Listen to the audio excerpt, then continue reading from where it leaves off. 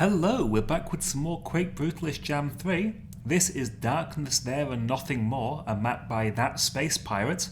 This is an adventure in the Heineman Center for Compressed Space Research. There's some pretty interesting little ambush pin situations, and there's some very cute surprises along the way. I really did quite enjoy this one, so let's get into it.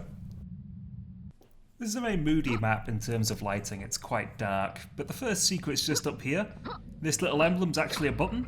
It shifts a wall back, and if you go underneath the staircase in the darkness here, you get yourself a wrench, which is actually a pretty good item to get straight away, because the initial ambush has you without weapons, so having that little safety blanket of a wrench is a nice thing.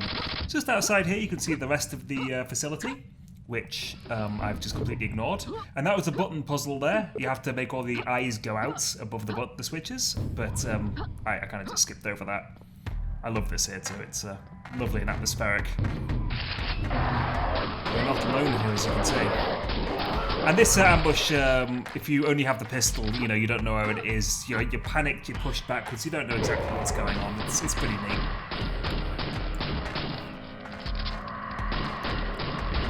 It's a nice snowy atmosphere out here as well, looks quite cheerful. Grey skies, overcast, but not too bad. Lots of explosive barrels here, baiting me to shooting myself, but I didn't blow myself up. And our objective, by the way, at the very start of the map was a silver key door. We need to go to the security centre to pick the key up.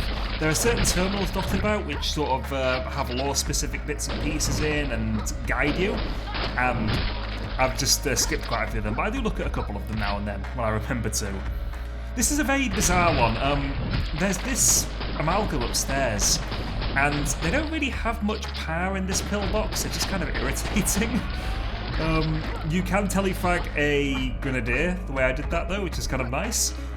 But beyond that, it's just a very strange enemy placement. It feels like they should have been there providing that sort of fire and spreading their caltrops while I was doing something else, but instead they're just kind of up there hanging out. But we take care of them.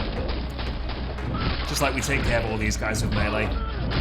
Which is very satisfying. Very, very satisfying to melee stuff in this. Especially with the knockback. Just found this corner here, this fiend in the darkness, couldn't really see the eyes. That's nice. It's fun. And we got ourselves a shotgun. Now, there's a secret here, which we're going to go to. And the way to actually get into the secret is alluded to at a terminal and another secret. You need to turn your back to this eye, and then you teleport in here. And the map invites us to take a minute to take a rest and take a breather, and we shall. Little memorial there to Rebecca and Heineman. Berger Becky. She ported lots of games back in the day. Doom on 3DO. Died this year, last year rather. And anyway, there's 3 switches here. Each of them makes a little ambush, which in theory is a really cool ambush, but as you can see I managed to break it there just by telefragging the enemy at the side. That would have been a really cool pin otherwise. The enemy I telefragged there was a shambler, and that would have been a cool situation of being forced to do the shambler dance, but it didn't quite work. That fiend can't get through the gap as well, it's too narrow. It would have been nice if they teleported in a little bit faster. And here's the one example of me shooting around the corner and using the ricochet on the shotgun to kill some spawns. I can't think of any other situation so far in the game where I've really done that, but really that one is mandatory if you don't want to get yourself in serious trouble. And there's a little complication to this ambush there on a timer, which I have managed to disable with telefrags again. I do like to telefrag stuff to break it. It's not like Doom, and it's kind of unfortunate in Quake that you can telefrag stuff just by being where it's going to be. Whereas in Doom, if you try that for most non-map 30s,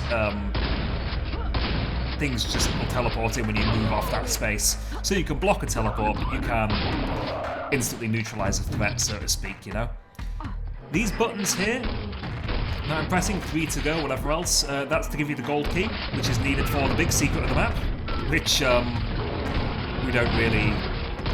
we go for it. It's not that great though. This is a really good ambush as well, because you have the immediate pressure of the champions throwing the daggers, and even if you kill that amalgam straight away, they drop caltrops behind you and they frustrate your movement in trying to dodge the daggers. So it's very cool. I really like that.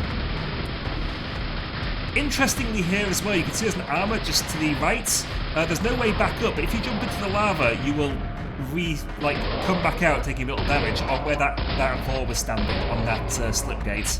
So I could have jumped straight into the lava there to telefrag that poor Vor, but I didn't in that situation. And in here, there is the terminal which tells you how to get to that eye secret, the Heineman Memorial. It's a nice fast-paced map, this, when you know what you're doing. Going out here, on the left, you can jump around there and pick up 2 ammo for the Invoker. You can also drop down from up this top area, which I don't do, because I don't use the Invoker, because it's not really necessary on this map. Enemies in this outer courtyard are spawning on a timer, basically, from when you come outside for the first time. So, they're not here immediately. You have to kind of slow yourself down a bit, slow your roll. The downside to that is that where I'm standing now, this is where 2 of the explosive blisters and a bunch of the Shalkins spawn, and you could just be there and they could just spawn on top of you and instantly kill you. It's just disappointing when it happens.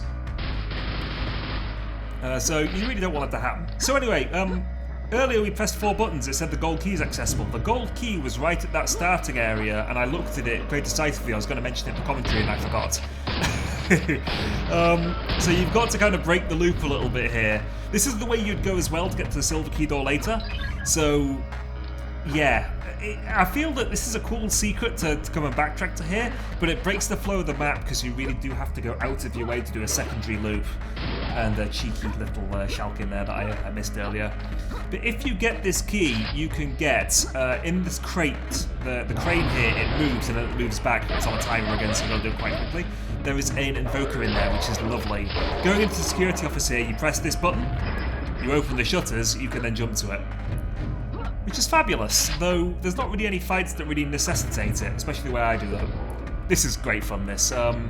Taking a photo for our silver keycard. Oh look, it's Rover, and this is where you make that sort of a played out, he's behind me, isn't he, joke. And just rinse that thing, but that's super cute. I love that artwork of Rover, it's really cute. And here, because I don't want to take that entire path around with the lift to go and open the back to where I got the gold key to the silver door, I just grenade jump over, which is a little bit cheeky. Don't tell me where I did this, but that's the door there. Saves about 10 seconds, but it's fun to show off, I suppose. Vampirism has this little fight here. I like this fight because if you're not playing it very well with the multi-pistol launcher, the caltrops go everywhere, and you can have an entire ground coated in the caltrops in a really satisfying way, which is great. I do love that. Well, that's everything here for the actual facility itself. This is telling me I need to go kill what's over here. The button for the lift there is really small, by the way, and it can be kind of awkward. But we need to kill this strange presence, which we've seen glimpses of, perhaps with the forbidding eyes. And to do so, you go into this really cool area, which reminds me a lot of like the Quake series, which is fantastic. You have these power-ups in the centre, you have these 4 wings, you press the buttons to unlock them. Each of them has a little enclosed fight you have to beat. That one there, for example, it was a Shambler and 2 dogs. This one is an Amalgam and 2 fiends.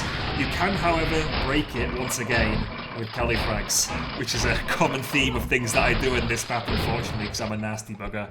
And it unlocks it, and when you pick up those items in the centre, it spawns a wave of enemies in.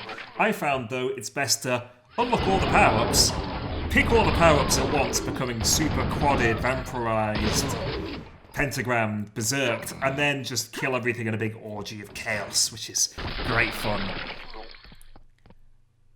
This, ironically, is the most dangerous of all of the different waves because it has the pistol knights.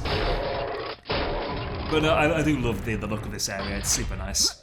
Take the pen first, the boils blow themselves up for some reason, not really sure why. Pick up that berserk. Pick up that all quads, everything dies. How satisfying is that? Catharsis in total. And there you have it. And now the eye at the centre of the world. I love the way the pupil moves as well, watching you. Opens, and we fought long and hard. In the end, all that awaited us was darkness. And then I do enjoy this, how you get that cute picture of Rover and the Shambler's gigantic arse, which kind of is a counterpoint to the kind of a heavy down ending there, and then you get that. So, fun. This eye blinks as well, which is super cute. Look at that. But there you go, that was Darkness There and Nothing More by That Space Pirate. It's a map that has a lot of really cool ideas for ambushes. Playing it blind is a hell of a lot of fun. The idea of that little warehouse section with all the pins is fantastic. The only downside is that things spawn a little bit too slowly, which allows a nasty fella like me to come and use telefrags to break the traps, basically. But, great. Good fun. That was a really fun little map. Please play that. Play Quake Brutalist Jam 2. Quake Brutalist Jam 3, rather. Have a nice day. Bye.